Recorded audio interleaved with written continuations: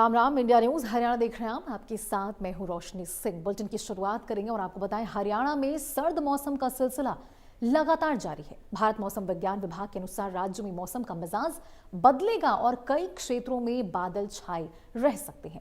वहीं न्यूनतम तापमान में हल्की बढ़ोतरी देखने को मिल सकती है।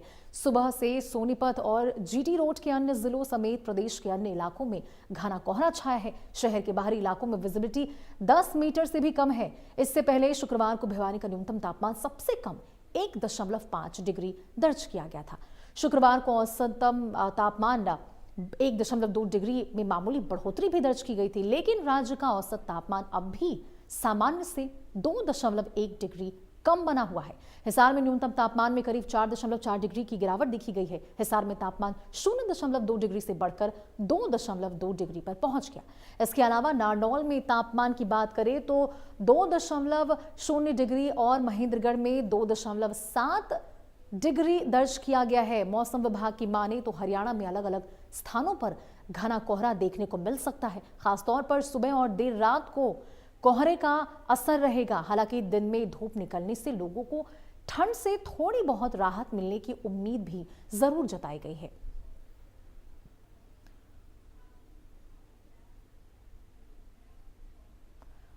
और मौसम पर ज्यादा जानकारी के साथ दिनेश हमारे सहयोगी रोहतक से जुड़ चुके हैं। दिनेश, रोहतक में क्या मौसम का मिजाज देखने को मिल रहा है? कोहरे का कैसा प्रकोप देखने को मिल रहा है दिनेश? बिल्कुल। देखिए, मौसम की बात करें तो पिछले 2-3 दिनों से लगभग 11-12 बजे के आसपास अच्छी खासी धूप खिल जाती थी, लोगों को राहत मिलती थी। यहाँ तक कि पशु पक्षी हैं उनको भी काफी राहत मिल रही थी, लेकिन आज ऐसा नजर नहीं आ रहा है।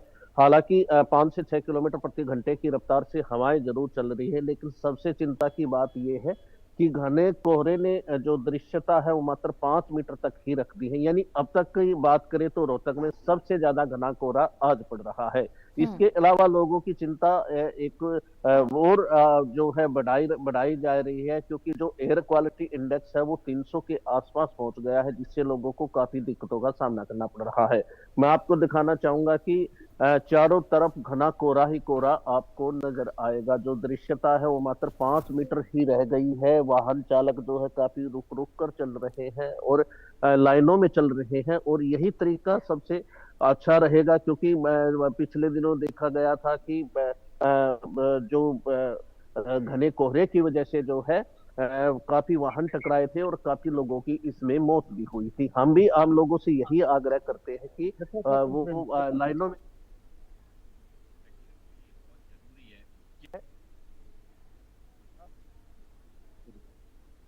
हवाएं चल रही है, और इससे उम्मीद ये लगाई जा रही है कि जो धूप है वो यहाँ पर जरूर खिल सकती है। लेकिन ठीक मौसम है। विभाग की माने तो अगले कुछ दिनों में जो है बारिश हाँ, हो उसी पे कहाँ जुड़ सकती है, गया। जिससे चेक करो। किसानों को काफी राहत मिलने की उम्मीद जताई जा रही है। बिल्कुल। तो देखिए, दिनेश हमारे सहयोगी बने हुए थे और वो बता रहे किस प्रकार से लगातार जो ठंड का कहर है वो देखने को मिल रहा है। पारा लगातार गिर रहा है और इस तरह से ठंड लगातार बढ़ती जा रही है। शीतलहर लोगों को सता रहा है और यहाँ पर शीतलहर की चपेट में उत्तर भारत के भी कई राज्य आए हुए हैं। कोहरा बहुत ज्यादा है, कोहरे का कहर लगातार बढ़ता जा रहा है। ऐसे में विजिबिलिटी काफी डाउन हो चुकी है, विजिबिलिटी नाम मात्र रह चुकी है और दिन के उजालों में भी लोगों को, जो वाहन चालक है, उनको हेडलाइट, फॉग लाइट का इस्तेमाल करना पड़ रहा, क्योंकि विजिबिलिटी डाउन होने की वजह से दृश्यता नाम मात्र रह चुकी है। 10 से 20 मीटर के बाद नजर तक नहीं आ रहा कि आगे व्यक्ति है या फिर गाड़ी है, और यही वजह है कि दुर्घटनाओं की संभावना भी लगातार बनी रहती है। दुर्घटनाओं की खबरें भी निकलकर सामने आती है। मौसम विभाग की ओर से भी लोगों को एहतियात बरतने को कहा गया है और कई ऐसे इलाके हैं, आपको बताएं, जिसमें मौसम विभाग की ओर से रेड अलर्ट तक जारी किया गया है। तो आप अंदाजा लगा सकते हैं, ये लाइव तस्वीरें आपको दिखा रहे, जहां लोग पूरी तरह से अपने शरीर को ढके हुए हैं। गर्म कपड़ों का सहारा लोगों के द्वारा लिया जा रहा, और देखिए कैसे दिन के उजाले में तमाम जो गाड़ियां हैं, जो वाहन चालक हैं, वो फॉग लाइट का, हेडलाइट का सहारा ले रहे हैं। धुंध की एक चादर है जो आसमान में छाई हुई नजर आ रही है।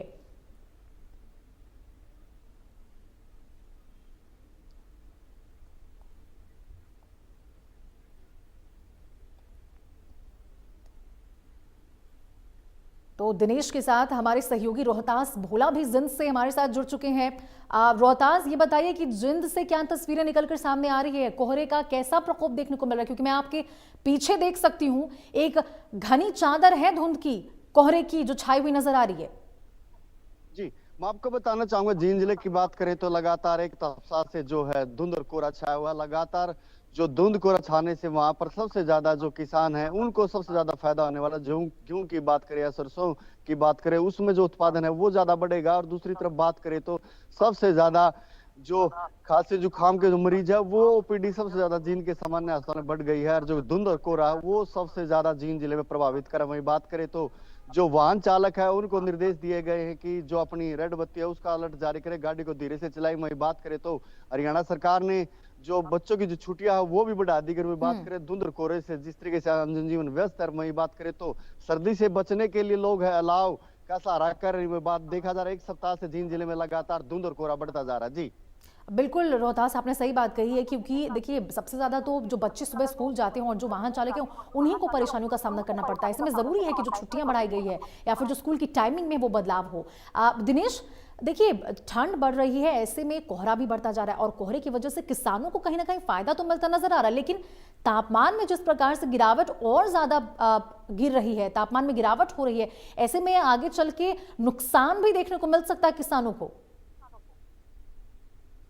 बिल्कुल, देखिए किसानों को जरूर इससे राहत मिल रही है। मैं यहाँ पर देख रहा हूँ जो कि घने कोहरे के साथ जो है हल्की हल्की जो ओस की बूंदें हैं वो किसानों के लिए काफी फायदेमंद है। मैं आपको फिर से दिखाना चाहूंगा कि जो सुबह से जो कोहरा पड़ रहा है, रात से जो कोहरा पड़ रहा है, उसमें जो ओस की बूंदें हैं वो लगातार गिर रही है। इससे लोगों को तो परेशानी जरूर होगी, लेकिन जो किसान है उनके चेहरे जरूर खिलेंगे, क्योंकि इस ओस की वजह से ही जो गेहूं की जो फसल है अमूमन उसमें काफी फायदा यहाँ पर नजर आता है। लेकिन आम लोगों की बात करें तो आम खास तौर पर जो ड्यूटी पर जाने वाले लोग हैं उन्हें सुबह जल्दी जाना पड़ता है। ऐसे में उन्हें अपने समय से पहुंचना पड़ता है। तो ऐसे में जो उनको जो दिक्कतें आ रही है वो खास तौर पर वाहन चालकों को लेकर आ रही है। इसके अलावा जो ट्रेनें हैं वो काफी रुक रुक कर चल रही है, 5 से 6 घंटे तक वो ट्रेनें लेट हो रही हैं। इसके अलावा जो बसें हैं वो भी आराम से चल रही है, जिसके कारण जो है लोगों को दफ्तरों में पहुंचने में काफी परेशानी हो रही है। हालांकि स्कूलों की छुट्टियां बढ़ा दी गई हैं, बच्चों को इसमें जरूर राहत दी गई है, लेकिन फिलहाल मौसम की बात करें तो मौसम विभाग के अनुसार जल्द ही प्रदेश के कई हिस्सों में बारिश होगी, जिससे जो ठंड है वो एक बार तो जरूर बढ़ेगी, लेकिन इससे किसानों को राहत मिलेगी और धीरे धीरे जो ठंड है वो अब होती जाएगी। बिल्कुल दिनेश, यानी कि भारी परेशानियों का लोगों को जरूर सामना करना पड़ रहा है, जनजीवन पूरी तरह से अस्त व्यस्त है। देखिए रोहतास, यहाँ पर ठंड बढ़ रही है, ऐसे में एक सवाल उन लोगों के लिए भी उठता है जो लोग आसमान के नीचे ठंड में रात गुजारने को मजबूर होते हैं। ऐसे में मैं जानना चाहूंगी आपसे कि जिंद में उन लोगों के लिए, राह पर सो रहे लोगों के लिए या राहगीरों के लिए तमाम क्या कुछ सुविधाओं का इंतजाम किया गया है इस ठंड की मार से बचने के लिए? जी, मैं आपको बताना चाहूंगा, जींद जिले की बात करें, जिस तरीके से ठंड के कारण से जो राहगीर आते हैं, रेलवे स्टेशन में जो लोग डटते हैं, या रेलवे स्टेशन की बात करें, वही प्रशासन ने वहां पर जो हर जगह पर स्लोगन लगाए गए हैं। जिस तरीके से देखा जा रहा है तो जो सामाजिक संगठन है वो अपना मदद करने के लिए, गरीब बेसहारा जो लोगों की मदद करने के लिए कंबल की व्यवस्था करते हैं। वही बात करें जिस तरीके से लगातार प्रदेश भर में जो ठंड का जो आंकड़ा वो बढ़ता जा रहा है, ठंड के कारण से सबसे ज्यादा जो सांस के मरीज है उनको दिक्कत आती है। जिस तरीके से बात करें जो मरीजों की जो सामान्य अस्पताल में वो ओपीडी बढ़ गई है, जो लगातार ठंड बढ़ने से जो गेहूं की जो फसल है उसमें उत्पादन ज्यादा होगा। जिस तरीके से बात करें लगातार जो ठंड है ये भी जरूरी है। दूसरी तरफ बात करें मानसून की, जो 1-2 दिन में मानसून की जो बात बताई उससे भी काफी फर्क पड़ेगा। लगातार जो ठंड है वो ज्यादा कोर दिखाई देता है। वही बात करें यातायात में सबसे ज्यादा प्रभावित हो, जिस तरीके से बसें जो लेट हो जाती है, जींद जिले की बात करें जो ट्रेनें वो भी लेट है। और जिस तरीके से जो सड़क हादसे में और कानून किए गए कि गाड़ी को धीरे से चलाए, अपनी जो लाइट है वो साइड में चलाए। जिस तरीके से सरकार प्रशासन द्वारा जो सड़कों पर पट्टी लगाई गई है उसका भी पालन करें। जी बिल्कुल रोहतास, ये आपने जो बात कही है कि मरीजों की संख्या बढ़ती जा रही है। दिनेश, देखिए सहयोगी हमारे बता रहे थे कि मरीजों की संख्या जिस प्रकार से ठंड बढ़ रही है ऐसे में उनकी संख्या भी बढ़ती जा रही है। तो बताइए कि वहां पे रोहतक में क्या कुछ व्यवस्थाएं अस्पताल में की गई है बढ़ती मरीजों की संख्या को देखते हुए? बिल्कुल, जैसे मेरे सहयोगी रोहतास ने बताया कि मरीजों की संख्या लगातार बढ़ती जा रही है। हम्म। इस ठंड में ज्यादातर उन मरीजों को सावधान रहने की जरूरत है जो पहले से गंभीर बीमारी से जूझ रहे हैं, क्योंकि इस ठंड के साथ साथ कोहरा और कोहरे के साथ साथ लगातार प्रदूषण का स्तर भी बढ़ता जा रहा है। ऐसे में उन मरीजों की जान काफी खतरा है। इसके अलावा छोटे बच्चे और बुजुर्ग हैं, उनको भी काफी देखरेख की जरूरत है, क्योंकि घने कोहरे और ठंड की वजह से खांसी, जुकाम, बुखार, सिर दर्द जैसी जो शिकायतें हैं वो जी। आजकल ओपीडी में ज्यादा जा रही हैं। जो मरीजों की जो संख्या है 20 से 25%, वो संख्या बढ़ी है, जिससे डॉक्टर भी काफी चिंतित है। लेकिन ऐसे में एहतियात के तौर पर स्वयं हमें अपना ध्यान रखना होगा। जरूरी होने पर ही अपने घरों से बाहर रखें। घरों में लोग अपने बुजुर्ग व बच्चों का ख्याल रखें। इसके अलावा जो ठंडी चीजें हैं या जो ठंडा पानी है उससे बचकर रहे। हम भी, इंडिया न्यूज भी आम लोगों से बार बार यही आग्रह करता है कि जरूरी होने पर अपने घरों से बाहर जरूर निकले, लेकिन इससे पहले यदि जरूरी ना हो तो अपने घरों में ही रहे, क्योंकि बचाव में ही सुरक्षा यहाँ पर नजर आ रही है। बिल्कुल दिनेश, यानी कि जमीनी स्तर पर प्रशासन की ओर से तमाम सुविधाएं तो उपलब्ध की जा रही है। अलाव का सहारा भी यहाँ पे लोग लेते हुए नजर आ रहे हैं, अलाव की व्यवस्थाएं भी की गई है, लेकिन यहाँ रोहतास जरूरत है लोगों को जागरूक होने की, उनको सतर्क रहने की और एहतियात बरतने की, जिस प्रकार से ठंड बढ़ रही है।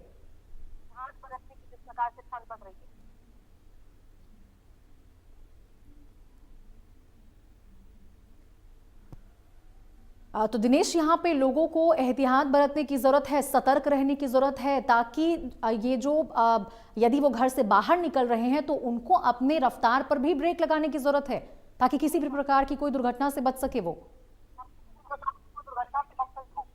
बिल्कुल, हम बार बार यही आप लोगों से आग्रह करते रहे हैं कि वो वाहनों को धीरे चलाए, ओवरटेक न करे, लाइनों में चलाए, जिसके कारण दुर्घटना से बचा जा सकता है। क्योंकि अक्सर देखा गया है कि घने कोहरे के कारण दृश्यता है वो कम रहती है, और जिसके कारण वाहन चालक है उसी स्पीड में वाहन चलाते हैं, जिसके कारण हादसे हो रहे हैं। एक के बाद एक वाहन आपस में टकराते हैं और जान माल का भी काफी नुकसान होता है। ऐसे में लोग सावधानी जरूर बरतें। घरों से बाहर निकले तो जो है गर्म कपड़े अवश्य पहने, पूरे शरीर को ढक कर रखें। इसके अलावा बार बार जो है पानी, जो हल्का गर्म पानी है उसका इस्तेमाल करें, और जो मौसमी फ्रूट है उसका भी इस्तेमाल किया जा सकता है। तो कहीं ना कहीं लोगों को जागरूक जरूर बार बार हम अपने खबरों में करते रहते हैं। ऐसे में लोगों को भी खुद सावधानी बरतने की जरूरत है। बिल्कुल रोहतास, देखिए बढ़ते ठंड के साथ मैं चाहूंगी कि आप जरा हमारे दर्शकों को बताएं कि आखिर डॉक्टरों की ओर से वो कौन कौन से लोग हैं जिनको सबसे ज्यादा इस ठंड में एहतियात बरतने की सलाह दी गई है। जी, मैं आपको बताना चाहूंगा, जिन सामान्य अस्पताल के बात कर रहा था, जो मरीजों का आंकड़ा वो सबसे ज्यादा बढ़ता रहा। जो छोटे बच्चे हैं उनको सावधानी रखनी पड़ती है, जो गर्भवती महिलाएं उनको भी सावधानी रखनी पड़ती है। वहां जा बात कर, जो बड़ी उम्र के जो बुजुर्ग हैं उनको खांसी, नजला, जुकाम, इनकी सबसे ज्यादा दिक्कत आती है। वो भी अपना बचाव करें, जो सर्दी के वस्त्र है वो पहन कर डाले। सुबह जो धुंध और ठंड पड़ती है इससे बाहर निकले, और अपने जो आग का सहारा लें। लगातार बात करें तो जिस तरीके से हार्ट अटैक के जो मरीज हैं सर्दी में सबसे ज्यादा उन दिक्कत होती है। जी ठीक है, बहुत बहुत शुक्रिया दिनेश, बहुत बहुत शुक्रिया रोहतास, आप दोनों का हमारे साथ जुड़ने के लिए और मौसम पर ये तमाम अपडेट देने के लिए। तो देखिए, अंबाला में लगातार घना कोहरा छाया हुआ है, जिसके चलते विजिबिलिटी नाम मात्र रह चुकी है। हालात ऐसे हैं कि सुबह अंधेरे जैसा माहौल नजर आ रहा, चारों ओर घना कोहरा फैला हुआ है, जिससे लोगों का घरों से निकलना दुश्वार हो गया है। वहीं तापमान में लगातार गिरावट दर्ज की जा रही है, जिसके कारण कड़ाके की ठंड का असर भी अब अंबाला में साफ तौर पर देखने को मिल रहा है।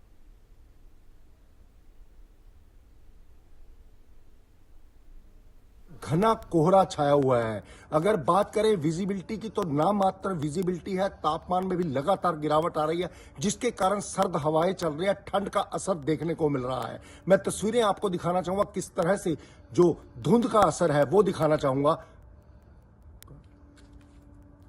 ये देखिए, तस्वीरें में आपको धुंध की दिखाना चाहूंगा, किस तरह से जो धुंध है वो चारों तरफ पड़ी हुई है। अगर बात करें इस समय कोहरे की, तो इतना जबरदस्त कोहरा है कि विजिबिलिटी नाम मात्र है। लोगों का निकलना दुश्वार हुआ है।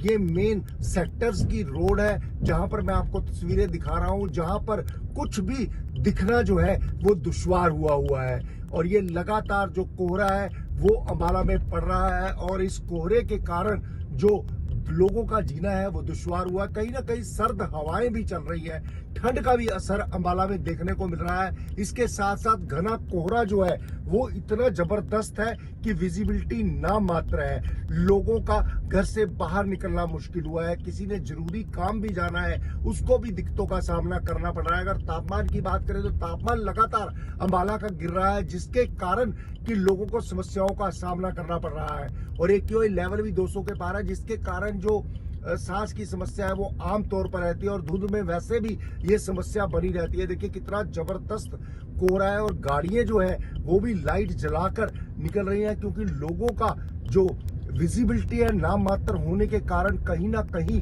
जो है लोगों को सड़कों पर निकलना भी दुश्वार हुआ है। ये बाजार का दृश्य है जो मैं आपको दिखाना जा रहा हूं कि किस तरह से जो है ये मेन चौक है, और इस चौक पर इस समय कोई भी, जबकि ये लोग यहाँ पर सुबह सैर भी करने आते हैं। ये 7 बजे का समय है, और 7 बजे ऐसा लग रहा है जैसे अंबाला में अंधेरा हो, क्योंकि इस समय जो है धुंध इतनी जबरदस्त है कि विजिबिलिटी नाम मात्र है। कुछ भी देखना, कुछ भी दिखना दुश्वार हुआ है। देखिए पूरी धुंध ही धुंध है, और ये 7 बजे का समय है। इस समय ऐसे लग रहा है जैसे अंधेरा हो गया हो।